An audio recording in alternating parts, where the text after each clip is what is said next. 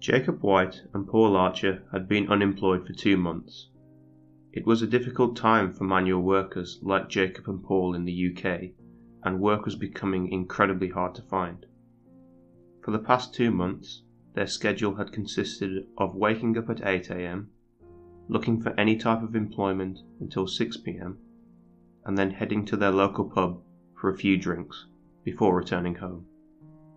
Every night, they entered the same pub, ordered the same drink, and discussed how they had found no work of any kind. Money was becoming tight. The usual 3 pints of beer a night had been reduced to 1 pint, even half pints on some occasions. It would be fair to say Jacob was finding the stress of his situation the hardest to deal with. While Paul was a single man with no children, Jacob had a daughter, son, and wife to provide for.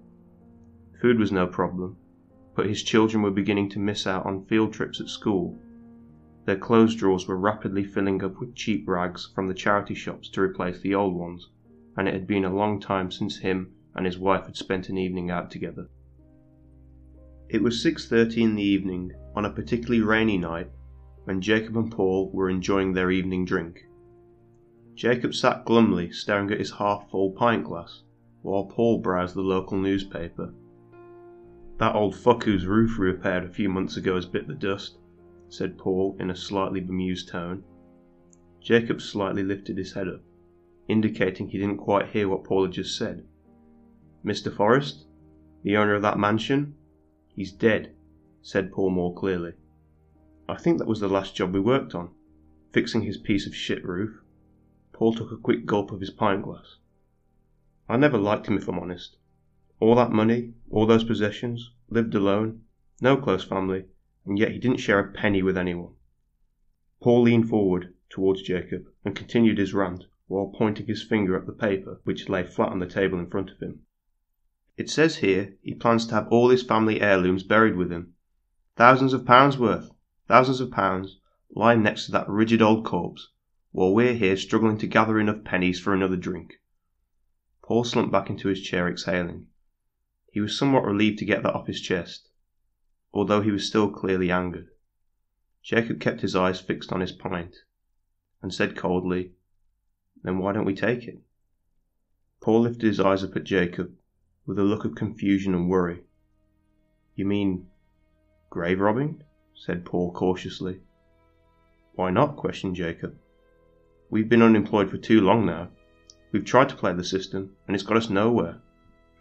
Paul continued to look concerned over what his close friend was suggesting. His friend who, as long as he could remember, was a caring, honest family man. Worked hard, never stole, that sort of thing. I don't know, Jacob. This is serious stuff." "Mr. Forrest gets buried this week," Jacob interrupted. "I'll do a scan of the mausoleum sometime after the funeral. Check how secure it is." Paul once again tried to find the words to explain to his friend how insane he was sounding, yet he couldn't bring himself to say it. "It's happening, Paul. I'll give you a week to decide on whether you're in or out, but my family isn't going to be reduced to poverty."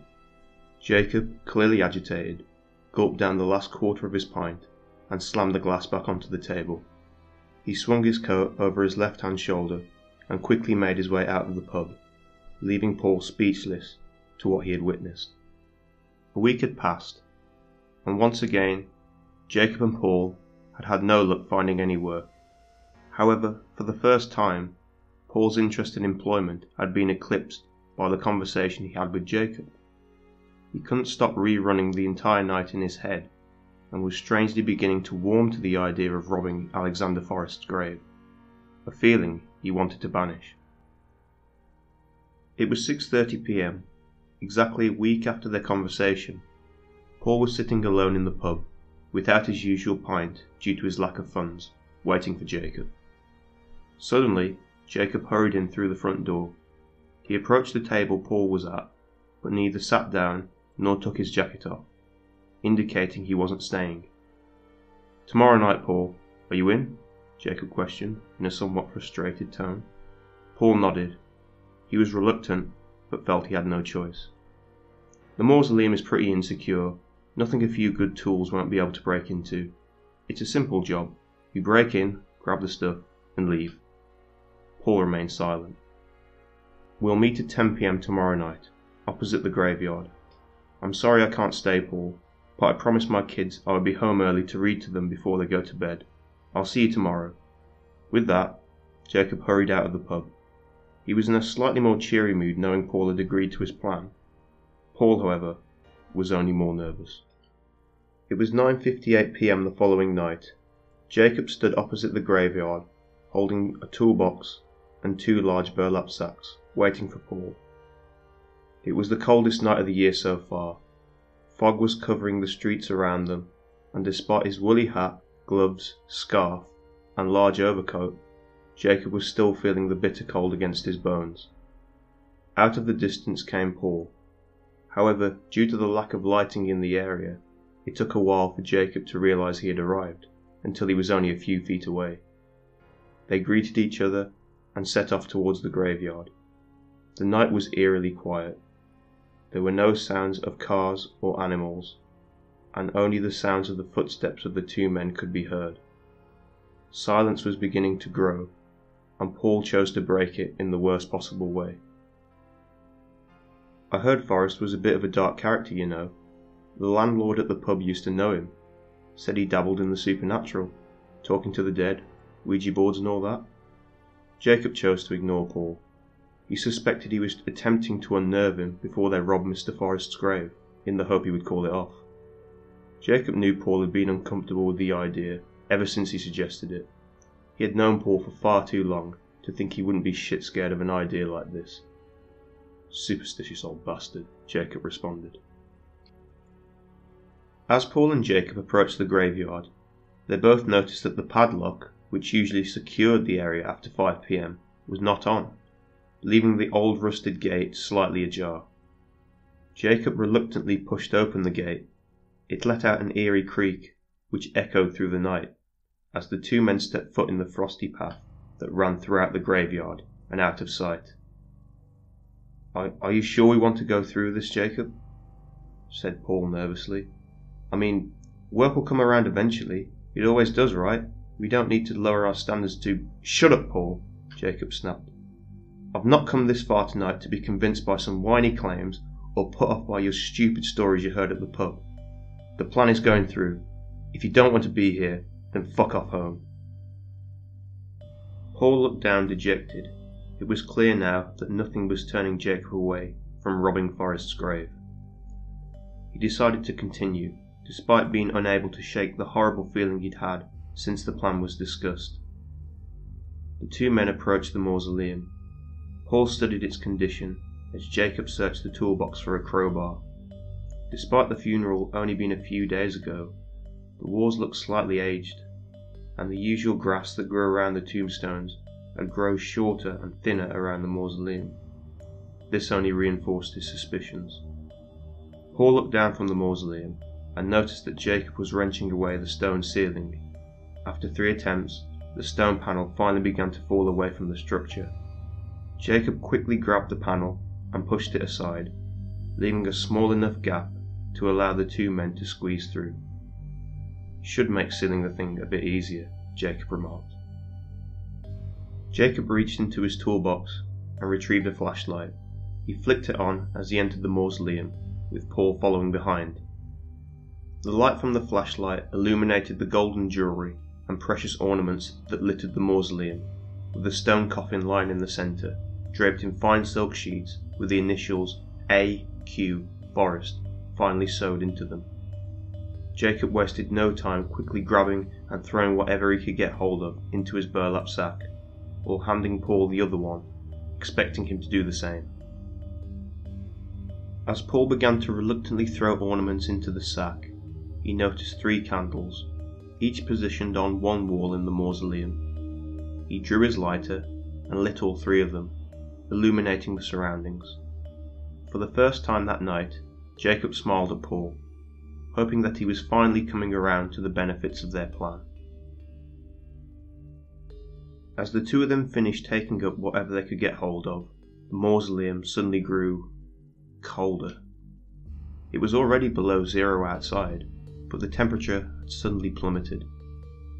The two could not ignore it, and both gave a worried look at each other.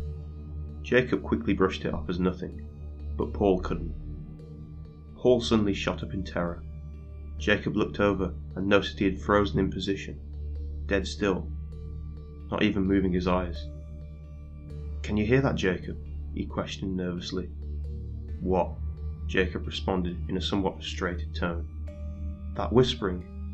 I can't really make out what's being said. It almost sounds like... leave." "Stop being stupid, Paul. The cold is making you hear things. Look, I don't want to be here any more than you do. It's fucking freezing, and it's getting late. Just help me open this coffin to see what's in it, and then we can head home." Paul bagged the gold necklace he was holding in his hand, and gave a slight nod. He pulled the strings at the top of the sack tightly, securing the takings. He once again heard the whispers. This time it was closer, almost as if someone was standing right behind him, with their lips merely inches from his ear. "Come on, Paul. I don't want to be here all night," said Jacob impatiently. Paul obliged, still reluctant of every action he took. Him and Jacob both placed their hands on the top of the coffin, ready to remove the heavy stone lid. "Leave," said the voice, more audible this time, but still in its chilling whisper. A look of terror grew on Paul's face, Jacob's too. They'd both heard it this time, but had different ideas on how to act next. Paul quickly removed his hand from the stone lid, ready to abandon his takings and run for his life. Jacob wasn't. With one hard push, the lid rolled off the coffin, and a screeching hiss echoed through the mausoleum. Both men fell to the ground, holding their ears in agony. When they both looked up at the coffin, to their horror, they saw a mist of black smoke hovering above it. The pitch was getting louder and more unbearable as the smoke began to form the figure of a human. The figure had no facial features, no clothing, but stood at over 7 feet tall next to the coffin. Jacob got to his feet in a panic, his heart racing, but the burlap sack still clenched in his hand. Paul was still covering his ears, but began to get to his feet, but by then it was too late. The creature pounced on him. Paul began to scream in agony as the creature gripped hold of his chest, tearing it open. Blood and black smoke leaked from Paul's chest, eyes, and nose. His bones began to break, the sound of which could be heard disturbingly loudly. All this time, Jacob looked on in horror. Jacob wasted no more time. He bolted for the exit, all the time Paul's screams ringing in his ears. As he left the mausoleum, he shoved the stone panelling back in its place, trapping Paul and hopefully the creature. He sprinted non-stop across the misty graveyard. He panted heavily, but pressed on running as Paul's screams could be heard as Jacob neared the exit gate. All the time he was hoping, praying that they would stop, that his friend's pain was over, but much to his horror, they continued. Jacob was running for at least 20 minutes, before the sounds of Paul's screams could no longer be heard. By then he was near his home. He knew he could speak of this to no one. He pondered the various methods of how he could sell the items to generate money, the lies he would tell his wife to explain the appearances of large sums of money. Anything to get the traumatizing events of the night out of his head. Despite the clattering of objects inside his burlap sack, constantly reminding him of what he had witnessed. Jacob avoided thinking of Paul. He knew that dwelling on his death would only reduce him to a wreck. Instead, he chose to focus on the happiness the money would bring his children, his wife, and himself. Jacob stepped through the front porch of his house. The lights were all still on, so he knew his wife and children were not asleep. Jacob dumped the sack to one side and took a long deep breath as he slid the key into his front door, turning it and pushing it open. As he entered his house, he noticed the house was silent. He knew that his wife and children had fallen asleep playing Monopoly, Scrabble, or another type of board game they had stashed away for nights when there was nothing on the TV. He smiled as he looked up at the family picture, the centerpiece of the hallway, knowing that they needed not worry about money ever again. It was then Jacob noticed a pleasant smell coming from the kitchen, where his dinner was still heating in the oven on a low temperature. His wife would usually leave his dinner there until he came home after a long day. However, a strange odour began to overpower it, coming from the living room. Jacob curiously peered around the corner. Jacob's eyes widened. His heart began to race violently when he gazed upon the horrors which awaited him in his front room. His wife's eyes were glazed over. She was strongly gripping a large kitchen knife which was covered in blood. Beneath her were Jacob's 2 children, also soaked in blood, with countless knife wounds in their torso and face. The wounds to their face were so bad, Jacob found it impossible to distinguish which one was which. The once pleasant white walls and carpet were heavily stained with a dark crimson fluid. In a panic, Jacob gripped his wife, shaking her violently, demanding answers. "Emma, what are... the kids?" Jacob struggled to get his words out, considering his current situation. His wife continued to stare straight ahead, motionless, while Jacob attempted to find any signs of life in his 2 children, which lay motionless on the floor. He found nothing. Jacob sprang to his feet, gripping his wife's shoulders, once more struggling for words. He gripped harder as his frustrations grew. He wanted to know what happened, the reasons for what he was seeing, whether it was right what he was assuming, anything. Jacob's wife sprang into life, gripping his throat tightly, narrowly avoiding crushing his windpipe. The light above their head began to flicker frantically, when his wife spoke with a low, inhuman voice. "I am the guardian of Alexander Quentin Forrest, assigned to the soul of my master in life and death.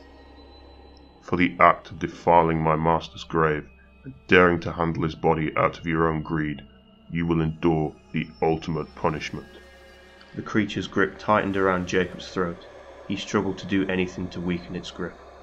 "For the rest of your life, I will follow your every move. You will never sleep without my gaze upon you, and you will never be alone. Only in the time of my choosing will I inflict on you the most painful death possible, ending your miserable life. You can flee, you can scream, you can cry, and you can beg, but the Guardian will watch you forever." With its last word, the creature ran its knife across the throat of its host, Jacob's wife. As blood sprayed heavily over Jacob and the remaining white patches in the room, a cloud of all too familiar black smoke followed the blood out of Jacob's wife's throat. As the black smoke evaporated into the room, Jacob's wife gazed at her husband, her personality returning. She looked in terror as the last few drops of crimson fluid leaked out, as she attempted to speak, but no words could be heard. She fell to the floor motionless, next to her 2 children. Jacob sat between them, his clothes soaked in the blood of his family, reflecting on his night of horror, whilst all the time feeling the presence of the Guardian in the deadly silent room, watching forever.